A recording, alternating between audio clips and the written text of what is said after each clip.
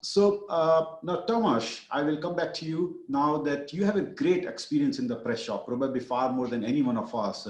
Do you have any interesting observation in the press shop which has happened over a period of time? Yes, exactly. As you said, I can bring some points from the production point of view or production perspective. Yes. Now we are very intensively working on the project. It's called material condition monitoring.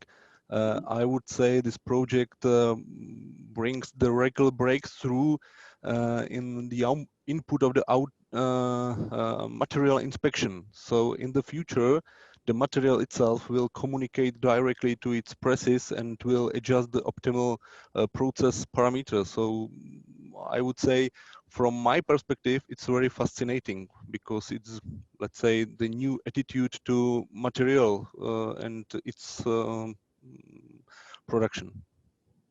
Very nice, very nice. I mean, it's good to hear that material could communicate directly to the manufacturing process, and I hope that becomes the reality very soon. So, Dr. Tomas, I would like to hear from you that how do you tackle all those challenges because manufacturing comes first with all those things.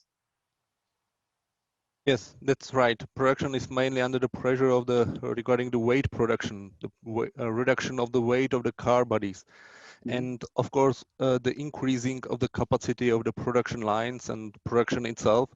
Now Mhm. we are systematically aiming to fully automated production without human impact, as we know it from these days. So I would say from the now perspective, it's very fascinating, and therefore there are many changings and many projects in this field, like implementation of new types of material, surface coatings, and moreover the many projects in the field of the digitalization of production, which I mentioned a few minutes before. Mhm. Mhm. Wonderful. Yes, indeed, the surface coatings becomes quite a bit of challenge there with all these material changes around.